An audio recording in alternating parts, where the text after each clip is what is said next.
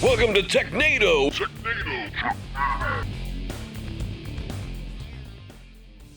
Welcome back to Technado. I'm your host, Sophie Goodwin, here as always with Don Pizzette. Don, how are you today? Doing great. Ready for summer. A lot of stuff going on in the tech news world.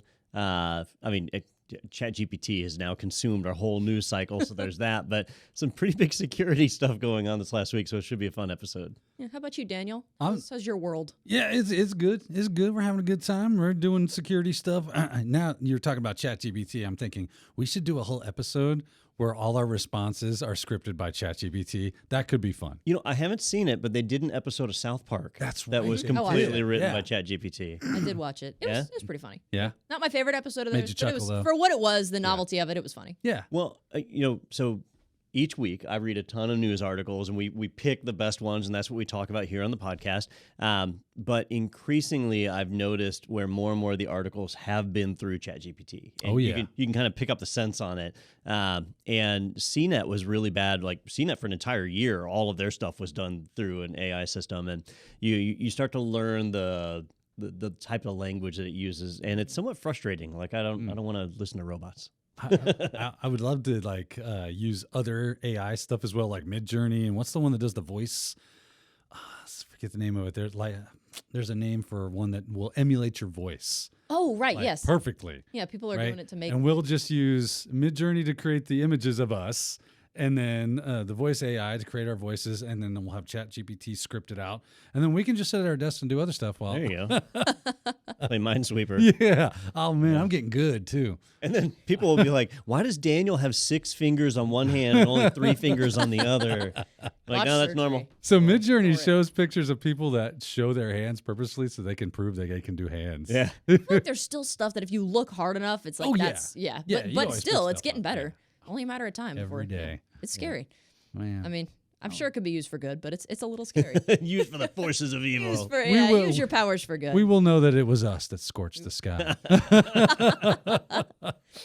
Gosh, well, I mean, of course, it's all in good fun. We're joking. We love doing the show, so we wouldn't want robots to take our job. So let's go ahead and jump into this first article. Please, robots. Yes. Please. This episode brought to you by robots. Appealing to the enemy. I see how That's it is. right. So this first article, we're going to start with our tech news. This one comes from It's Foss. The article says, enough of it. Ubuntu to ditch Snap completely with 24.04. Am I saying that correctly? Yep. 24.04. LTS naughty Nightingale. I mean, this, to me, Ubuntu abandoning Snap, this just sounds like a bad joke. Well, that is indeed what it turned out to be. This last week we had April 1st, April Fool's Day, and honestly, it's one of my least favorite days of the year. And one of the reasons for that is the tech news website Slashdot. Every year, they do a thing where all the news on April 1st is fake. And so it's like for a whole day, you just don't even bother going to their page because it's just garbage. Well, other news sites do the same. As we did an April Fool's joke. Yeah. So it's one thing to do one joke, but it's another to do every news story for the entire day. That is kind of annoying. Which is what I feel like does. April Fool's is like one of those things that you do for kids because my kids love it. Like they just love April Fool's. And then as you get older, you're like, okay, that novelty's worn off. But people keep going, and they do. Now it's still a thing. So I use a news aggregator called NewsBlur that I use to collect all these articles and read through them. So I don't always read articles the day they come out, and so I didn't catch immediately that this was April Fool's. I saw this headline, Ubuntu to ditch Snap, and I was this like, is actually a really good April Fool's joke. Oh, yeah. So on the headline, they got me. I was like, what the heck is that? Because we just talked about, was it in last week's episode? It was like last week or the week before, that Ubuntu was forcing Flatpak out of any Ubuntu derivative. Like you can have Flatpak support, but it can't be installed by default. Yeah. They were really pushing against it, and that's because Snap is their own project, Canonical's own project. So for them to kick it out, that's crazy talk. And really, after the first paragraph, you realize, like, all right, this is just, it's a joke. I do enjoy a good practical joke. I will say they are fun, and I especially enjoy them when they get done. So you like when you're not the direct victim of it. Yes, like it makes it so much more sweet. So did either of you guys get hit by a April Fool's joke? I want to say I did. I remember I was reading an article or something, and then I was like, "Oh, this is April Fool's sticking bullcrap." Yeah. There were a couple that I'm a pretty big Gator fan, and I mean, You guys might be too. You don't really pay much attention to sports, do you? But I'm a very big fan of the Gators, and there were a couple articles that came out that were, social media posts, and it got me first because I wasn't paying attention to what day it was. I don't pay much attention to that anymore, and so not in general, but April Fool's Day. I don't pay attention to when it's April Fool's Day. I used to get excited about it, like you said, when I was a kid. But it was like something about them tearing down the stadium, and they've been talking about renovating that stadium for a while. So it was like, you have to tear down Ben Hill Griffin, build a new stadium over Mark Bostic Golf Course. I was like, what? And went to the link, and sure enough, April Fool's, we got you. So, and then the rest of the day, I was on alert. I'm like, so not April Fool's, but I'm a prankster. I like to prank, and if I've given the opportunity in the moment, I will get you, right? So Don and I used to work together. You remember Larry? Oh, yeah. Right? Yep. So I used to eat lunch with this guy, Larry, every day. Huge Gator fan. Of course, everybody here in Gainesville basically is. And where we used to work, if you wore a Gator shirt on Friday during a game, home game, you could wear jeans, and it was a very, traditional attire kind of thing, work business place. So it was like, okay, I'm going to go grab me a Gator shirt. So I got a Gator shirt. I show up for lunch, and Larry's like, where'd you get that shirt? I go, why? Yeah. He's like, well, you got a coach's shirt on. I was like, it's because I'm a coach at UF. I mean, I never missed a beat. I said, I'm a coach. He's like, no, you're not. And I'm like, I am a punting coach. He's like, yeah, just something, obscure enough, right? To get him. He starts going, no, are you really? I go, yeah, it's a part-time kind of thing. He's like, wow, that's great. I was like, yeah, I can get you a shirt if you like. I'll get it signed by Coach Meyer. Urban Meyer was coach at the time. He's freaking out. He's like, I can't believe this. I'm like, nor should you, because it's all bullcrap. He said, I will never believe another word you say ever again. And I said, again, good advice to yourself there. People want to believe. They do. And that's why social engineering works, right? Yeah. I saw something that said when you're doing an April Fool's joke or a prank, your goal should be to confuse, not abuse. Like, your joke shouldn't be like, I punched you in the face. You weren't even expecting it. Like, that's not a joke. That's just being mean. It's just violence. But I feel like you are a master of confuse, not abuse, because every single day there's like things that you say. I made my childhood best friend, who my mom was his 4th and 5th grade teacher, I made him believe that she had a prosthetic leg. And she never has, nor does she now. But he believed it. He was like, she does? I can't believe I never noticed that. People want to believe. Yeah, it's kind of fun. Mess with people's minds. So that's a fun way to kick off this episode. A nice little joke of an article. Sorry if we gave you a little heart attack, but I think they did add a flag to the article that says if you're reading this now, it's an April Fool's joke. Yeah. So you don't have to, you don't get too far into it. And I don't think anybody had a heart attack because Snap sucks. If anything, it got your hopes up. They were like, oh man. Okay. You can't mess with my emotions like that. Got me all excited for nothing.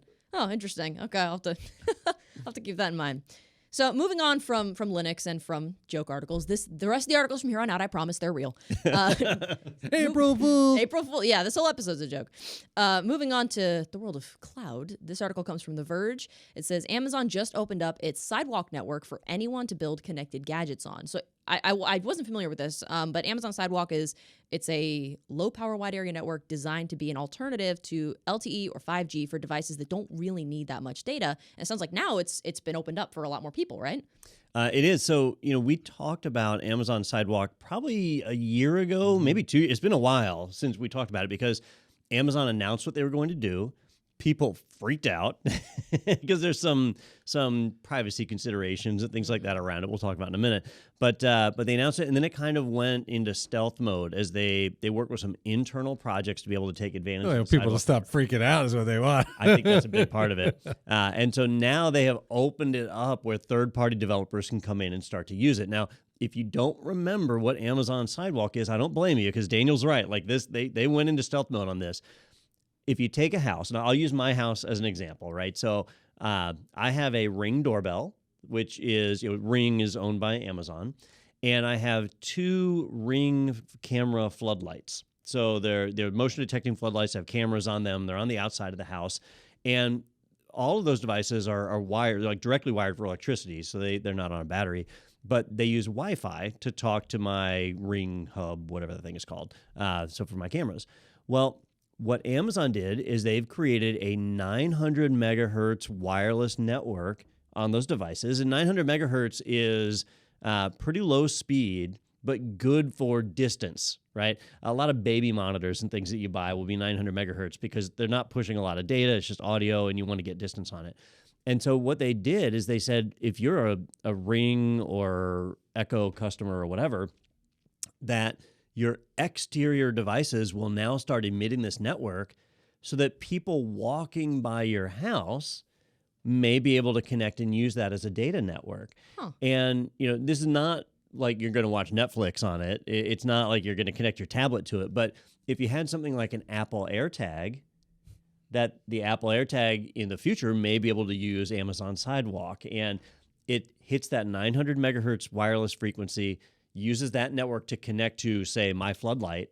And then my floodlight creates an encrypted tunnel over my internet connection back to Amazon. So I'm now sharing my internet connection for Amazon customers to talk to Amazon, and Amazon's not paying me for that.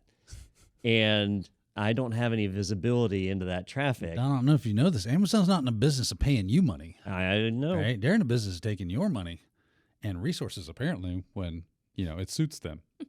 And their argument is it's low bandwidth, and it is, right? At 900 megahertz, you're not pushing anything significant over it. But you are effectively giving your internet access to Amazon for free and letting them use it to create what is now one of the United States' largest wireless networks overnight. Yeah, it's kind of crazy when you think about that. I'm kind of along the mind of like if I did not give you express permission to use something that I own, you don't have permission to use something I own. Yeah, that would be like, well, you've got 4 rakes in your garage and I need one, and you can't use them all. Doesn't matter, they're mine. Yeah. If you want them, I have to give you permission to use them. And my Wi-Fi is kind of the same way. Now, even though that's low, and maybe you know more about the technicalities around this, Don, because you have some of this and maybe you experience it. Does it affect? So if I'm a user, I'm streaming, I'm doing all this stuff, and now I got people that are walking by my house, jacking into my network, even in some small way, what happens if that aggregation builds up? What if we have a lot of foot traffic out there for one day? Maybe I'm in an area that's going to just typically see a lot of foot traffic. Is that going to degrade my internet experience for me? So because the 900 megahertz frequency is so constrained, I don't see it as being measurable. I mean, maybe if you're on like one of those really crummy DSL lines or whatever, it starts to impact it. But like I've got gigabit fiber at the house. I doubt I would ever notice this. So the infrastructure's built up enough at this point where, as far as like a bad experience with your internet, that's probably not going to occur. Yeah. Now you can opt out of this. Yes. It's opt in by default because that's the world we live in apparently. But you can opt out and say I don't want my devices to participate in it. I did that with my Apple devices. I said I don't want to participate in the AirTag world, and so I turned all that off. But with this one, with Sidewalk, it's pretty benign. But you've got these devices, these IoT devices you're allowing on your network. There's a lot of trust there. Right. But it could be the crack in the armor, right? That once you let them have even the smallest modicum of assumed say-so over something that you own and operate, then it won't be long before that crack gets wider and wider and wider, and they're through the door. Yep. And now I just do everything that I want to do because that's how things work nowadays. Other question, that was more of a statement, but another question I had is, when you say they open this up, does this mean that Sidewalk is now an open source thing and I can develop on top of Sidewalk? Or what do we mean when we say they've opened this up? So it has certain restrictions. Okay. When you communicate to Amazon Sidewalk, you're only allowed to send data into an AWS service that's designed to support this, so the AWS IoT service. From there, it can then relay out to wherever you want. Right. So you could use this for a completely non-Amazon offering, but because it has to go through the AWS service, Amazon makes their money. Right. So like they're going to make money on this. Because you're using their resources. Yeah. Right. So you could have an open source project that you wanted to do and you wanted to take advantage of this network, and you could, but you'd have to leverage AWS in the middle or AWS for everything. Right. Which honestly, if you're doing an open source project or some startup, you'll probably doing anyway. Like Yep. So it's available. But now you mentioned this segment brought to you by Linode. You mentioned getting their claws in, right? Sophie, do you have smart assistants or anything like that in your home? No. Some members of my family advised me against using like Amazon Alexa and stuff like that because they're like, it's a robot. It's going to listen to you. So I never invested in that or anything like that. So. My oldest daughter, I no prompting, me no teacher, she started calling Alexa robot girl, right? And she did it so that she would not listen to her when she said stuff, when she was referencing it and not asking her to do stuff. All on her own, she figured that out. I was like, that's smart. Yep. That kid's smart. So using you as the example, Sophie, you don't have any Amazon Echoes, you don't have any Google Home devices, Apple Air. Siri is really my only AI assistant that I utilize. So you do have one. Okay. Which is on my phone. Yeah. On your phone, all right. But when we talk about IoT, do you have any smart TVs? I do. TVs like Sony where they have their own little... There's apps and stuff that you can... So those are capable of listening to you as well. Yeah. And are capable of doing all the same things that an Echo can do. And so I think in today's world, it's not about them getting a foothold. I think they've already got that. Yeah. And it's about us regaining ground. Past that point, yeah. If I bet, and I don't have proof on this, but if we were to go to Best Buy today, I bet you can't buy a TV that doesn't have some kind of internet connectivity in it. That's why I like a DNS sinkhole, right? Yeah. I block a lot of traffic. You build a pie hole, man, and those things start just sinkholing all sorts of like tracking traffic. And it's a simple thing to do. It takes you, 20, 30 minutes to get one of these things set up. And it just starts going, oh, this is ad tracking. This is user data tracking. Let me just throw that in the middle of nowhere. And basically fools the device into thinking it's reaching the right place, but it doesn't actually go anywhere. Yeah, we have a Roku on each of our TVs, and the TVs try and phone home, and even if you don't configure it, like they try and join networks and all sorts of stuff. Yeah. So I actively block all the TVs from going out. Yep. I allow the Rokus to go out. The Xbox is the one that we fight with. Xavier, my oldest son, has Microsoft. He's got an Xbox, and that thing chats constantly, telemetry data, just constant throughout the day. Yeah. And that's not an inexpensive console. It's not like they gave it to me for free and they make money on telemetry. Like, you pay money for that. Yeah. Do you turn off turn on I don't know how you put it, all the privacy stuff on Windows 11? I turn off most of it. Yeah. I mean, I don't go crazy, like dig into the registry. Yeah. But if you go to the privacy settings, and I turn everything off. Yeah. This is all garbage. Yeah. And they tell you like, but you're going to get ads that aren't relevant to you. Oh, no. I would really enjoy it. No ads at all. That'd be great. Since seeing as I paid for this. No ad is relevant to me. Yeah, that's right. Listen, I do not need Zeljans. And if I did, the doctor will tell me that you need Zeljans. Because I went to them and said, something's wrong. They went, I think you need some of this Zeljans business. I'm trying to find, and see, they make it hard to find this too. I'm trying to find the privacy screen in Windows 11 where it's got all the different options you can check off. But I know where the one is in Edge, and on that one, I turn everything off. And on Edge, it's tucked away. You have to go into settings, and then you go into... They tuck it away? Yeah. To make it not just super easy to put your hands on and start clicking it off? And so you have to go to privacy, search, and services, and way down in the services, this huge list of just garbage that they want to do. And it's like, nope. Some of it... Use a web service to help resolve navigation errors. Yeah. And what that means is if you make a typo in a URL, that it's sending that to, this is a whole way of leaking data or exfiltrating data. Maybe it's because we come from an age when the internet was a little more rough and tumble, right? You had to know what you were doing out there. That we don't care about all those little nannies. I don't need your help. I know what to do. Thank you. Back in my day. That's right. We didn't have these newfangled edge devices. We were hidden privacy settings. The government. Yeah, that's the way it was, and we liked it. Oh, goodness. You're not wrong. You're not wrong. I don't disagree. It's just funny when I'm becoming more of a privacy advocate the older I get. So the more that I learn from you guys, the more I'm like paranoid as hell. Yeah. Just because you're paranoid doesn't mean they're not watching you. So the more that I have to think about it, which is great. So if you're bored and you have time and you have an AWS account, you can actually go to Amazon and request a Amazon Sidewalk test unit that you can walk around, and you hold the little button. It'll tell you if you're getting a sidewalk signal or not. And so you can walk around your neighborhood and see how prevalent this is. And if you do it, I think you will be surprised. I have applied for one. Well, that's scary. You get it. I want to borrow it. I was going to say, I will probably not be doing that, but I'm curious to hear how it goes. And, I would gladly pay for it. Like, I don't need a free one, but I'll take it for free. Yeah. Don't tell them that. Yeah, they'll take your money. one way or another. Yeah. So sticking with that theme of stuff going on in the world of cloud, we have an article from GHacks. It says Mullvad, not sure how that's pronounced. It's new. Mullvad Browser, privacy-friendly browser launched. So it says that this is not Chromium-based. It uses Firefox.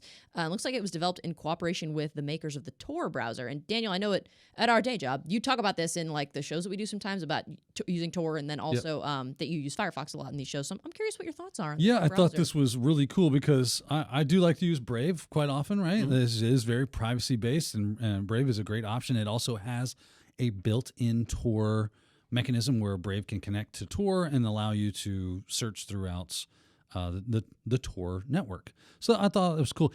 From what I understand, it's not. I just recently got done reading a book about digital privacy and things you can do, and they were making the comparison between Brave and the Tor browser. Apparently, Tor is still a bit more. The Tor browser proper is a bit more secure, and even Brave will tell you, yeah, if you want full-on, full-fledged, anonymity, go with the Tor browser. So I would love to see how this stacks up since it was developed in conjunction with the Tor developers with Firefox. I got love for Firefox. I've been using Firefox since 2004. To see that have like a new influx of life into it and kind of start to bring it up. It's like, I love how this article starts off with, look, a new web browser that is not Chromium based. And I'm like, oh, tell me more. Oh, it's Firefox based. You had me at Firefox, you dirty sons of guns. And now it's got Tor built in. I'm totally going to be test driving this ASAP. Well, hang on. We have to walk that back a little bit because, and I'll tell you, this is the opposite of the first article.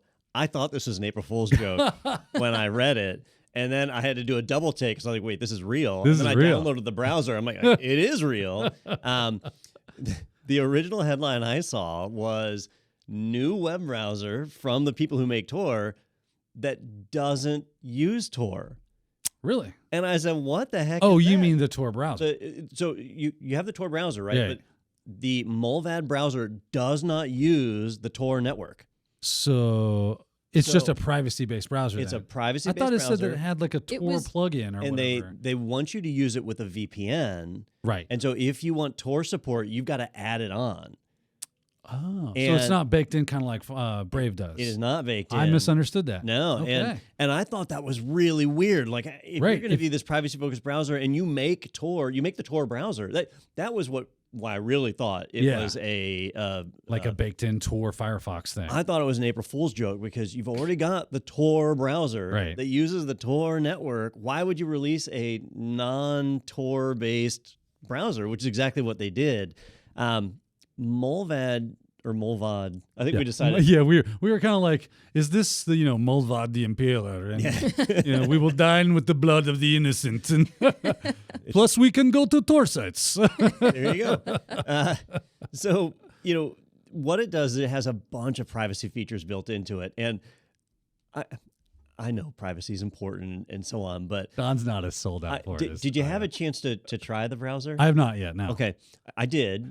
And it annoyed the piss out of me. Oh, did it? And, let me tell you some of the things that it does. And I get it. I get what they're trying to do. Like I type in a URL, it goes right away to that. So can't stand that. Every web page is rendered in a frame of sorts. Like you don't see the border. Okay. But so that it changes the dimensions of the page. Right. Okay. Because 5 years ago, there was an article about one person who got tracked down, and the FBI was able to use the resolution of their browser to possibly tie it to that person. I still feel that was propaganda.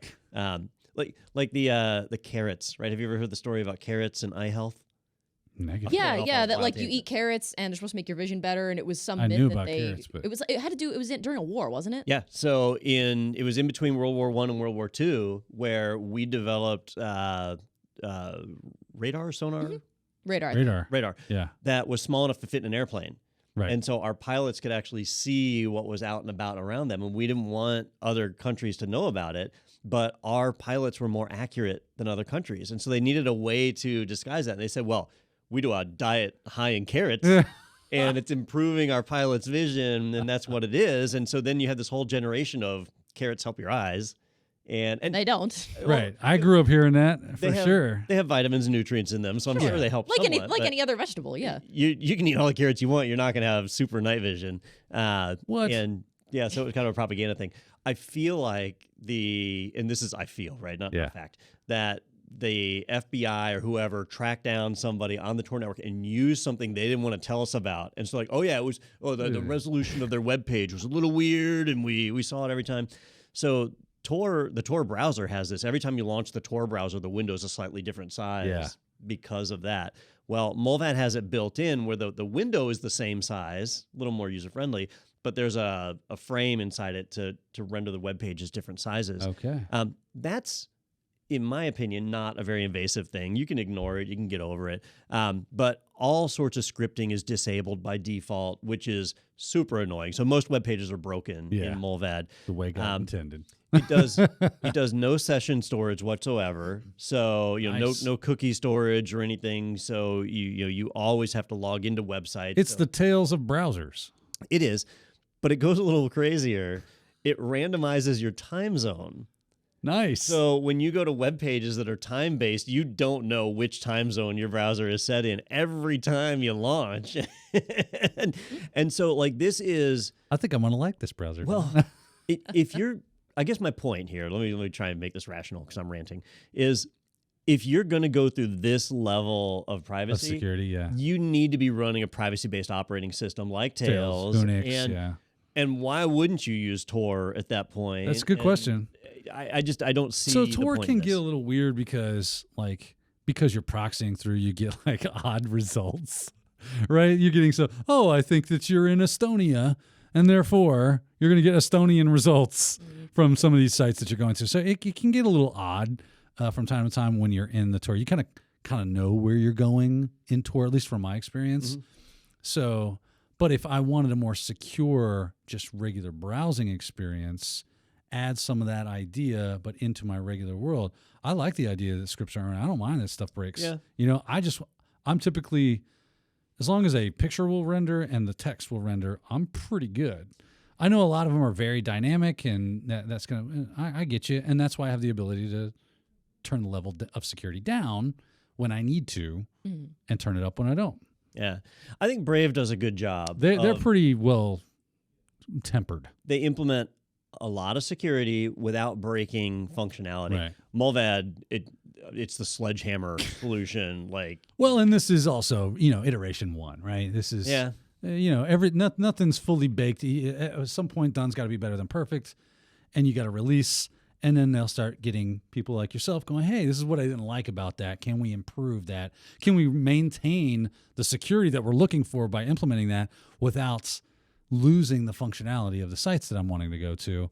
And eventually, I think this will become much more fully baked and a viable option. Now, they do have a Mullvad VPN service that you can subscribe to, and has mobile apps and things like that you can take advantage of. So there's a whole ecosystem that they're working on building here. Nice. We'll have to see how it plays out. I personally don't see the point in it, but maybe there's use case scenarios that'll pop up in the next few months, and this will be a big thing. Yeah, I look forward to playing with it. Right, because like you said, it's really, really new. So, time will tell, I'm sure, and it'll be interesting to see how people enjoy it. And if you are considering switching browsers, maybe check out that one, and you can Mullvad over during... I'm sorry, I tried. You can Mullvad over during the break. You laughed wrong, Don. You're supposed to go, Yeah, do the dad laugh. The dad laugh. So that is going to wrap the tech news segment of our show. So we are going to take a quick break, but don't go away. We're going to get into some security news when we come back. So stay tuned for more Technado.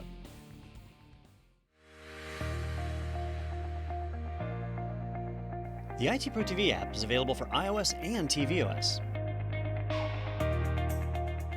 The modern user interface makes navigation easy.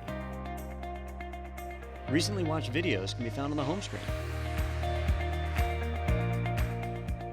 as well as our daily live streams. Choose landscape mode for larger viewing. Access the entire course library by clicking on the play icon. Navigate our content by category, certification, and job role. Learn where you want and when you want as a premium annual member by downloading episodes for offline viewing. Watch on the go and pick up later on any of your favorite devices. So head to the App Store and download the IT Pro TV app. Welcome back. We're going to go ahead and get into the security segment of Technado. We've got like 3 or 4 articles that we're going to be covering. And Don talked a little bit earlier about how we're seeing a lot of like AI-powered tools and stuff in the news cycle right now. It's kind of taken over. And so in keeping with that statement from Don earlier, we have an article from the Hacker News. It says Microsoft introduces GPT-4 AI-powered security Copilot tool to empower defenders, which is the longest article in the history of the world. Longest article title. Thank you. So it's called Security Copilot. Right now it's in limited preview, but it's not just any AI-powered tool. It's geared specifically to help cybersecurity analysts in their jobs, right? Yeah, a lot of people.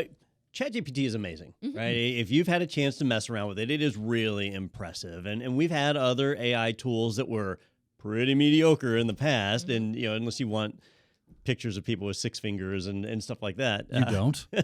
Some people do. It's predicting the future, Don. If you're rebooting The Princess Bride or something, and you need the 6-fingered man. You do. But AI's got you covered. but everybody's seen The Princess Bride, right? Yeah, Absolutely, it just took me a yes. second. Yeah. Yes. So, but when these tools came out, a lot of people looked at it and said, "That's amazing. What do we do with it? How can we leverage it?" And so now we're kind of moving into that next phase of the technology where people are finding creative ways to leverage this. And some of it is questionable at best, and others are actually useful. Well, Microsoft has floated a neat one out here with their Security Copilot, and we'll have to wait to see how well it pans out. It's in a limited preview, but I was not able to get access to the tool. I did apply all of my extensive media clout and privilege that I have, which is next to nothing. And Microsoft said, "Who are you?" And I didn't get access. But the idea here is, if you are a cybersecurity professional, you're a blue teamer, or hey, maybe you're a forensics expert or whatever, and you're dealing with incident response, that Security Copilot can be your battle buddy, can be right there with you, that you can say, "Oh, here's this weird traffic. Let me feed that into the Security Copilot and say, what is this?" Or just feed your logs directly into it and say, "Can you spot any anomalies?"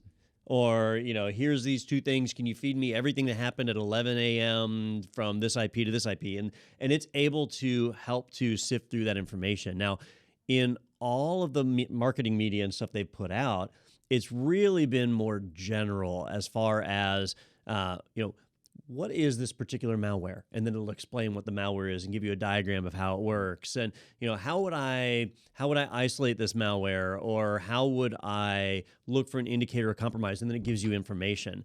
They haven't gotten to the part where you can feed data directly into it. And I have some concerns over that. With ChatGPT, the data that you feed into it, you don't really know what happens to that data on the back end. And a lot of companies are worried about their intellectual property leaking out. Well, if you're a cybersecurity professional, the data you handle is likely sensitive. And so you can't allow that to just go into a general pool.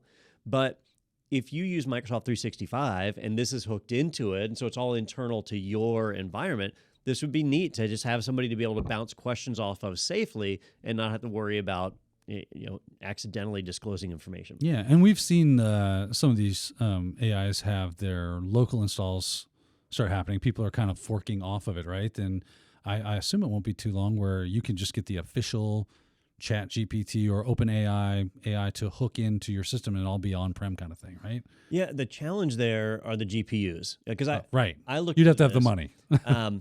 So at home, I spoiled myself and I upgraded my video card. So I have a NVIDIA RTX 4080. Oh, look at you. I spent a little more than I should have, but I did treat yourself. And I thought, hey, this card's got like 16 gigs of GPU RAM or DDR6 or whatever.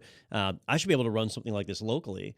And so I went and started looking into it, and you can't. Like you need, I think. So it's a obviously minimum, this is an enterprise level. You need like a minimum of 4 GPUs to be able to do this stuff. And so what I suspect is we're going to start seeing appliances sold to do it. Yeah. Or Microsoft, Amazon, Google, they'll start to offer it as a service that's part of their cloud solutions. And then you can have one that's isolated. Gotcha. To you. So that's likely what'll happen. Well, I mean, it's definitely interesting stuff. I could probably hear the collective gasp of my job. I'm going to lose my job because I'm the analyst here, right? I'm the SOC analyst. If I'm relying on AI, and then all of a sudden we have the ability, when that that dam bursts and we can just directly feed threat intelligence into the AI and let the AI kind of go, well, here's your problems. And now you're just kind of relegated to being the fixer maybe. Yeah, I think that, it will empower people to react faster. Absolutely. Right? Think about all the time we spend troubleshooting or analyzing logs. If this can do it for us, we get to a resolution faster. So that's a positive. I think that another positive is like, I know that a lot of security people kind of get, heart palpitations about losing their job to an AI doing the job that they do.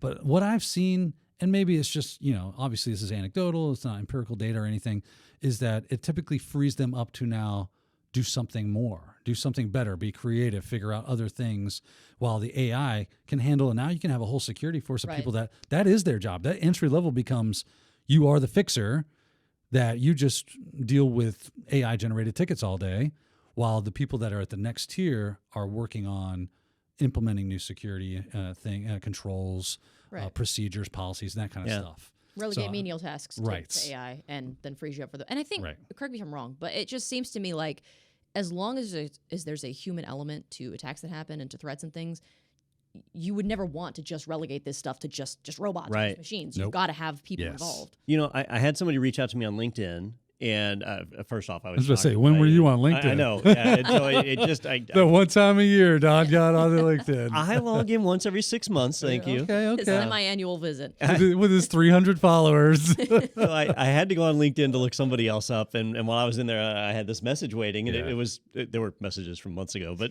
there was a message. Don's the Bill Murray of LinkedIn over here. There just happened to be a message from the day before. It was somebody asking asking advice. Yeah. And they were saying, I'm in a college program for cybersecurity. I want to go into the field, but I'm really worried about the AI stuff that's happening in there. And my reply to them was, I don't think you have to worry. AI is just a tool. And if you look historically, did antivirus software put cybersecurity researchers out of work? Nope. It just became a tool. Not even close, right? I mean, just I don't think it eliminated even one single position. If anything, it created a position. Somebody's got to manage it. So you're the person that manages the EDR system here.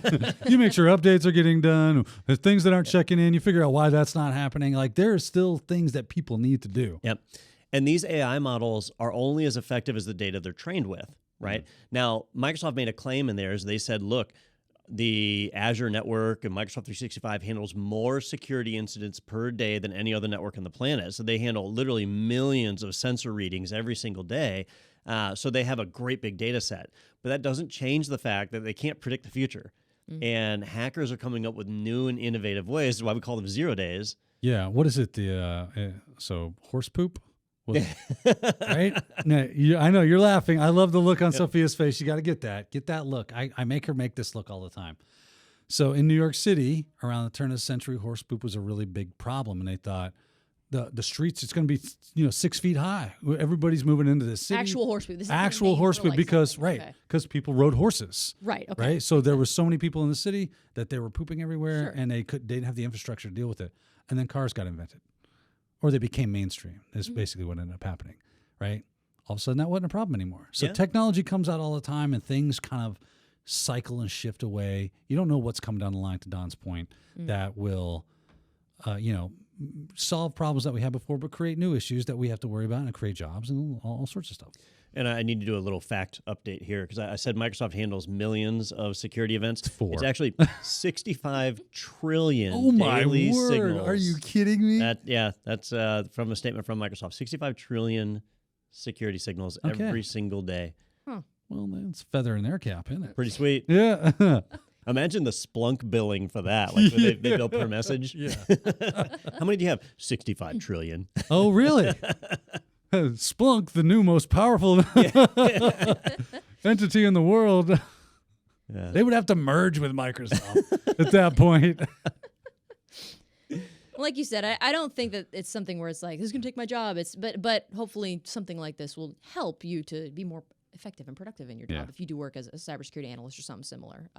Like I said, as long as there's a human element, I think you'll always need people involved. And this next article kind of has to do with, there were a couple people that it just kind of looks like they just wanted to watch the world burn. Not really sure why they did what they did. So let's go ahead and take a look at our next segment, Behind Bars.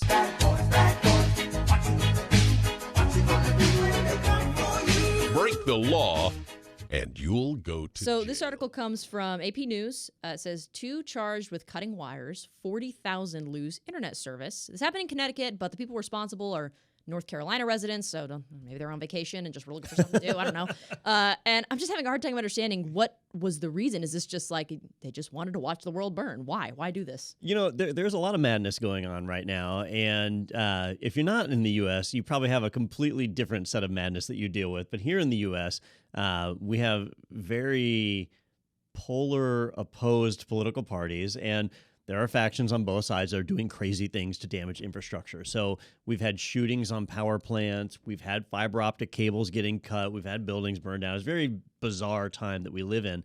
But in this case, it was a couple of people that we don't have a motive for just yet. I have a theory, by the way. You continue, though. Okay. Boy. That what they decided to do was to sever some fiber optic cables, and they cut 2,000 fiber optic cables, resulting in 40,000 homes and businesses losing internet service in Connecticut. So definitely I don't know if this gets classified as domestic terrorism. They were labeled as vandals. So it's not vandalism, but there's likely political motivations attached to this. There almost always Is are. life or limb lost with the outage of fiber optic? Yeah, I don't think so. Yeah, I don't think that would get you under a terrorist watch list. Hopefully. All right, yeah. Yeah. What would that be Let's considered? fingers crossed, right? Like, Now, What would you call that? Would you call that hacktivism if they were like motivated by political factors? if there are, yes, I would say that's a physical attack. If you were motivated, if your motivations was, I'm going to bring awareness to my political cause, Gotcha. then yes, this would be a type of hacktivism. But my theory, which is much more fun. aliens. Yeah, no, not aliens. All right. That's awesome, though. I'm thinking this is North Carolina. These are obviously 2 redneck boys, right? They were sitting around the garage watching Bassmasters, as you do. As you do. Or white-tailed deer, something like that, right? And internet went out, and they're like, this is some shitty internet out here. I want some fiber optics. They called up, what is it, Optimum or whatever? Yeah. They called up Optimum, and they're like, hey, we want some of that fiber optic. I heard that gigabit speed's amazing. And they were like, we don't service your area, sir. We're sorry. And they're like, oh, some bull crap. So out of just a drunken, natty ice-fueled rage, they just went on a cable cutting spree. That's my theory. Yeah. I feel like I'm close. I'm close. You know, this article, I actually had a family member ask me about it because they asked me, they said, Don, how long would They it had take? been cutting cables and want to know before how long they got How arrested. long it would take to cut 2,000 fiber optic cables, right? Like these That's a people, lot. That's a lot of cables. And also, why does it take 2,000 cables to service 40,000 homes? That seems like a weird number. And so I don't have the details on how exactly they did this, but if you've ever messed with carrier grade fiber optics, the 2 most common cables, from the outside, the exterior, it just looks like a black cable. In fact, you'll see them run along telephone poles a lot and not even realize that it's fiber. You'll just think that it's Like a telephone yeah, copper or whatever. yeah. But inside, there's the fiber 144 and fiber 288. And the numbers mean how many strands of fiber are inside it. Okay, gotcha. So you can actually have a cable with 288 strands Per cable. inside of one big thick cable, which with a pair of bolt cutters, no problem. It's just glass. It's done. not even metal, right? So Listen, Earl pulled up his backhoe and just went down a street and said, don't dig here or call before you dig, my ass. Take this, Optimum. you know, we have had some bizarre stuff here with the fiber at the office where one day a backhoe cut it, another day a squirrel chewed through it. That's true. I remember that one. Yeah. I mean, just a number of weird issues. See, I remember being at the Bureau, and you remember we had that big solar winds map of the state of Florida. And every now and then you'd be walking through and go, uh-oh.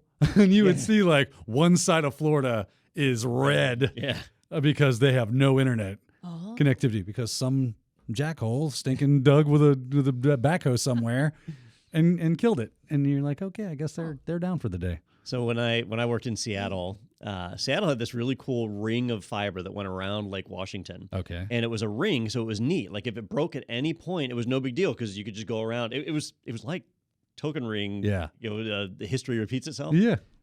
But one day, the fiber ring got broken in 2 places simultaneously on different sides of the river, or the lake. Yeah. And just it happened, and it was a freak coincidence, and half the city went offline. That was it. Oh yeah, yeah. That was a fun day.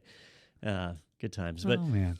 But my point here is they could have cut relatively few cables, like 8 cables, Yeah. and it amounted to 2,000 that. strands actually Yeah, being yeah. cut. But yeah, this type of stuff is happening a lot, and it shows where if you are responsible for your company's LAN and WAN, redundant internet connections are kind of becoming an important thing. That's right. Have an MPLS backup, right? Something. Yeah, if you've got a cable that's got a couple hundred, like you said, strands in it, you cut maybe 10 cables and you're done. So maybe it was just like they were having a boring afternoon and they were looking Yeah. for something to do, and why don't we just start cutting cable? Or maybe like Wonder you what said, that cable is. maybe, yeah, that is. Can't be I too don't know. important. Cut it. See what happens. Maybe like you said, it was a rage fueled, yeah. politically motivated, whatever. Who I knows? feel like I'm right. They included the details of like they were detained and how they found them and arrested them or whatever, but obviously no information on why yet. It's not like Yeah. they came out and wrote like a manifesto, like this is why I'm cutting cables. So I'm curious to Who find knows? out. Who The knows? cable cutting manifesto. I can't wait for that to be released. Because it could turn out to be something completely non-technology related. Like they were trying to find copper cables To steal. to steal the copper and buy meth. Like that's a thing here in the United Oh, yeah. States. Yeah. That's So, big business right there. yeah. Huh. And they're cutting. I can just picture this. They're cutting each one. Like, damn it! This Yeah. is copper. Try another one, Bob. The next one. And still nothing. It's just those glass things. And then like they're on the 1,999th cable. Like, nah, keep going. Give it. back. We're due. It's a gambler's fallacy. All right, we're due. That would be an interesting motivation, I guess. That might make a little more sense. Yeah. To me, at least, that makes a little bit more sense. Not that it makes it okay, but at least I could understand. Okay, I see why you did that. So we may never know. Who knows? Maybe we'll revisit this in a future article, Deja News or Oh, something. I can't wait. We'll have to see. We'll have to see if there's any. We're going to updates. follow this trial. We're gonna follow it very closely. Yeah, this will be the new LastPass for us. But this next segment, we're gonna talk about. You might have been hearing about what is it? Might have. 3CX. Speaking of the new LastPass. Speaking of the new LastPass, yeah. You might have been hearing a little bit about this in the news. So let's take a look at who got pwned. Looks like you're about to get pwned. Fatality. Yeah! So we have an article from Ars Technica. Says Trojanized Windows and Mac apps rain down on 3CX users in massive supply chain attack. Am I saying that right? Is that the way that they... Okay, so they're threat actors evidently working on behalf of the North Korean government that were somehow able to hide malware inside versions of these apps that looked like they were digitally signed and approved by the companies. Pretty convincing ploy. Yeah, absolutely. And let's start out with the basics. If you've never heard of 3CX, they are a VoIP company, and they originally specialized in making this like really sweet software VoIP phone. And so you could go and buy it for, I don't know, $20 or $30 a seat. And I've used it at a few different companies. And as far as a digital phone on your desktop, it's pretty neat, pretty slick. They then progressed to actually making a whole PBX system. So your entire phone system could be run from within 3CX's software. So they have the VoIP server piece, and then they have the VoIP client that's installed on all your machines. And they have mobile apps for Android and iOS and so on. So your entire phone system can be managed by this. Now, a lot of people have gone to cloud PBX solutions like Microsoft 365. Zoom has their own calling and so on. But if you wanted a system that you completely controlled, 3CX is a pretty big player in that space. So a lot of big names use it. In fact, here, I'll pull up their webpage and we'll get to the part where they brag about their customers. A lot of little startups in here you might have heard of, like Mercedes-Benz, Toyota, McDonald's, BMW, Honda, NHS, right? So some really big organizations use 3CX for their VoIP server or client or both, right? Well, these attackers managed to get in, and we haven't seen details on how they got in yet, but we know what they did, Yeah, we do. which is they took the binaries for the client, the mobile apps and the desktop apps, and added a malware package to it. And they had so much access to the 3CX network that they had access to the private keys, and they were able to digitally sign all of these packages in a catastrophic supply chain attack that rivals SolarWinds. And so a lot of companies, just through their regular updates, and with mobile apps, mobile apps update automatically, people started downloading these digitally signed, even the iOS one was notarized by Apple, so it passes all the security checks, downloading it, and it had malware on it.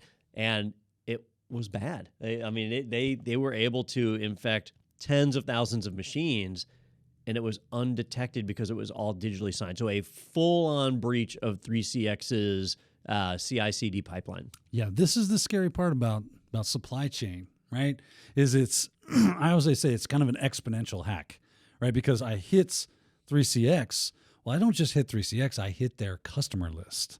That's what's the big deal here, is if I'm able to then infect through what is legitimate avenues, right?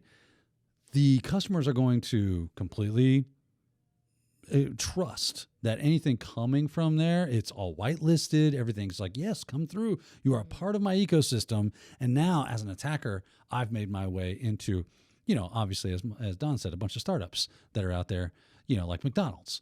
They'll make it. We're pulling for you, Mickey D's. Yeah. You'll get there. One day you'll be one of the big dogs. They are announcing layoffs this week. Are they really? Yeah.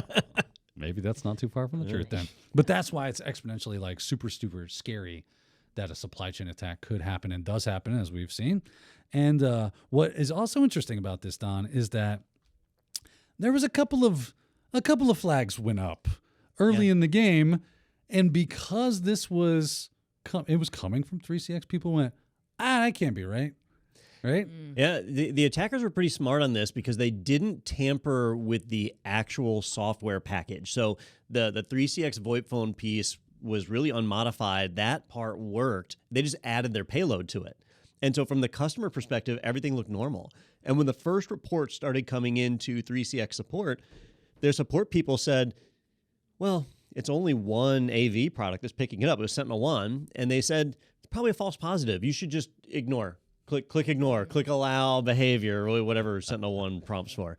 Every AV product has that option. Create an exception. That's whatever my it is. favorite social engineering is if I give somebody something and I'm like, hey, you're probably going to see a few prompts. Just next your way through it. It's going to ask you about security and stuff. Don't worry about that. It's fine. You can it's trust secure. it. Yeah, you're good. And and why would a customer debate that? There were no warnings about this is an unsigned application or you downloaded this from an untrusted source. It's no, you received this through the normal pathways. And this went on for at least 7 days. So they've shown where 3CX received reports of this, and it took them 7 days to finally get to the point where they said, you know what? Wait a minute. Maybe this is us. When more AV vendors started recognizing this as malware and blocking it, then they had to take action. Now, on the Windows and Mac versions of their software, they've announced that there was more than one version that was affected. On the Windows side, 18.12.407 and 18.12.416, two different builds. On the Mac side, it's 18.11.12.13 all the way through like 18.12.416. So like what happened was when the attackers got into that CI/CD pipeline, they made it where even when 3CX employees did a new build to push out fixes, the malware would tag along with it. And it was pretty sophisticated. When you'd install it and it would run, it would reach out to a GitHub server to grab some URLs. Yeah, so it had in that GitHub repo was a bunch of icon files. And if you downloaded those icon files and looked at them, they would show you could see the icon, look normal.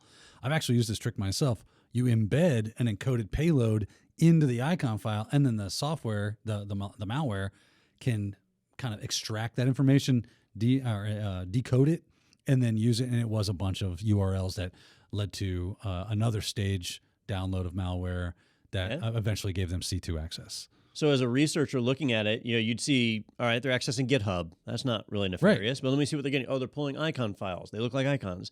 But that's steganography, right? When there's data hidden in an image, or steganography is a little bit different. I mean, it's where you use the slack space of an image file to hide data within those random bits. This was just basically append this data to the end of this file. Okay. Yeah. So just like what would normally be considered junk data, but in this case is meaningful. Right. So, everything looks legit, really hard to find, really masked in there. But then it infects the machine and off they go. And the people at 3CX didn't see any of it.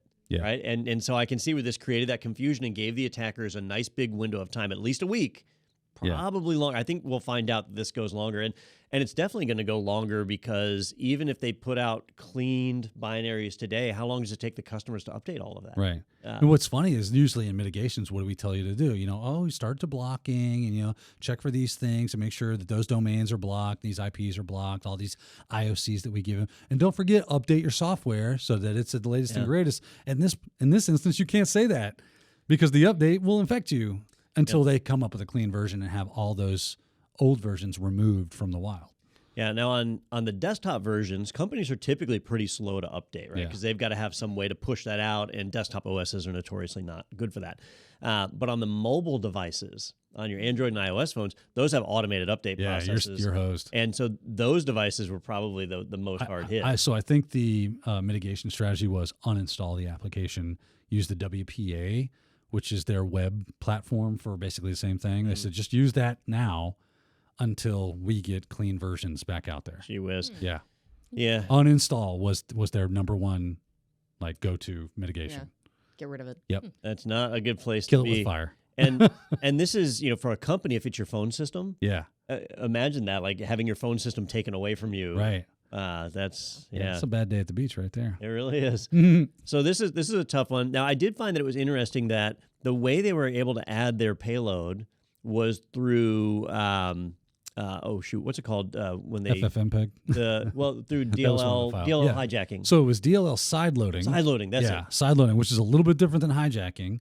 So DLL hijacking, usually you do what's called search order hijacking, where Windows machines will look for DLLs in the current folder, and there's like an order in which it looks for DLLs, especially if it doesn't find it.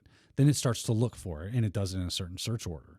So you can kind of manipulate that. Side loading kind of takes advantage of that, as well as basically some vague references to DLLs through what's called side-by-side, win side-by-side. This all happens with manifest files and stuff like that. It's called just really high technical stuff, but it's been a tried and true method for putting implants into legitimate software. Now, here's the interesting thing is it's a known attack vector. Yeah. And so a number of developers, and Microsoft does this, where they have made it where if you digitally sign an application, you digitally sign the DLL files as well. So if somebody tries to sideload an unsigned DLL, it's going to generate an error and a warning.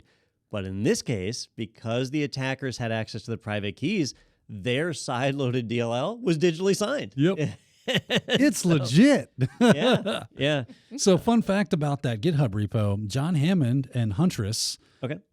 John Hammond actually discovered, or the Huntress team discovered that that's where it was going to that GitHub repo, and John Hammond reached out to GitHub and had them pull it down.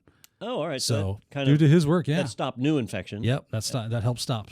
Cool. Yep. It's good that they do this. The Mac version, I think, has baked in.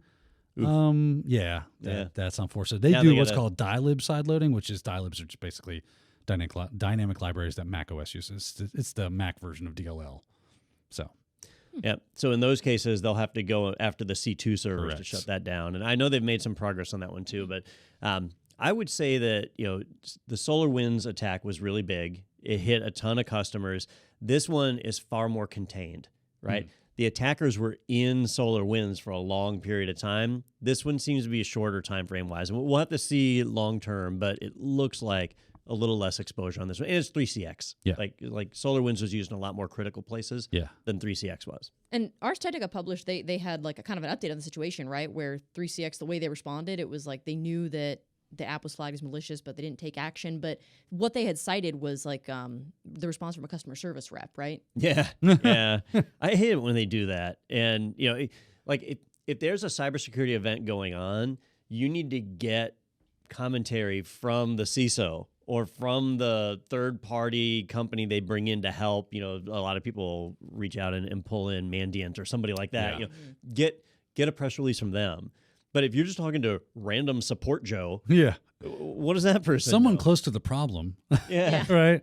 And so the random customer support person is going to tell you things like, Sentinel-1 flagged this as a virus. You should reach out to Sentinel-1. Yeah. That's the kind of stuff that they're trained to do. They're not trained to share actual information. So I hate to report on some of that stuff, but it is still a reality. Like they knew about this for several days. It just took them a while to realize what was actually going on. Yeah. Well, hey, as we say, we don't know how long the People's Republic of China, or not China, I guess North right Korea. next door, North Korea. Yeah. Mm-hmm. What is that? That's the Democratic People's Republic of Korea, if I'm not mistaken. Yes. Getting my countries correct. Who knows how long they were in there before they actually launched this attack? So it'll be interesting. I can't wait to see the after action. I hadn't thought about that. This is the attack that we're measuring with the 7-day window, but obviously they had to get in, formulate their packages, get the keys. Right. They could have been in there for a long time. So how long did they have a foothold before somebody realized? Yeah, a friend of mine works in Southeast Asia as incident response and does all this kind of thing. And he said that specific, the Labyrinth Shalina group that is a part of the Lazarus group, they are specifically tasked with espionage. So I thought that was interesting. Yeah. I always wonder about the order of this. Like, do they attack somebody like 3CX and then explore their customer list, or are they going after a particular customer? Right, because they know 3CX is their vendor. Which comes first, the chicken or the egg? And I'm always curious about that. Yeah. Interesting. Okay. We'll probably never find that out. Yeah, the world may never know. Maybe, and I mean, like we were kind of talking about earlier, maybe this will come back up and we'll have more information at a later time and it'll appear in a Deja News segment. Who knows? Hard to predict when that's going to happen. Maybe this will, hopefully it's not the new. At a LastPass minimum, story. Yeah. if you're using 3CX, you might want to update. Yeah, Or maybe. uninstall and use the web. That We might used be a that. good Yeah, idea. yeah. Take it from Don. Maybe. So before we sign off here, I do have a couple things I want to mention really quick. Technado is sponsored by ACI Learning, the people behind IT Pro. So if you're listening from the Technado website, look for that sponsored by button, and you can click that to go to the IT Pro website. If you want to support the podcast, check out those courses. And there's a promo code Technado30 that you can use to get 30% off of your your IT Pro membership. So definitely check that out. You can also check out ACI Learning's webinars and their live on social events. Those live on YouTube and on all our socials, on ACI socials. So if you missed one, you can always go back and watch it later. And actually, so in our day jobs, we do provide some IT training and education and things. And we had a couple courses that have recently wrapped. So CEHV 12 wrapped last week. So I know Daniel was real excited about that because that was quite a beast of a course. That should be up on ACI Learning's site here in the next couple of weeks. I think it's being uploaded as they're completing episodes, right? They're kind of like, as they finish editing episodes, they're getting uploaded to the site or something like that. And then we're excited to introduce some new modular courses. So it'll be skills-based type stuff. You can watch just one course that's on a specific skill set if that's what you're interested in. Or if you're looking to get a certification or pass an exam, watch a set of those courses that combined will help you to study for that exam. So that'll be coming up here in the next month or so as well. Some more courses will be getting uploaded. So keep an eye on the ACI Learning and IT Pro websites if you want to check those out as well. I think that's everything. I know I'm talking like an auctioneer. If I missed anything, please let me know. I would hate to miss any developments. But it sounds like I'm good. I think we're good. I think covered we got everything. Wow. Okay, I should get a We're medal for there. that. Thank you so much for joining us for this episode of Technado, and we'll see you next week.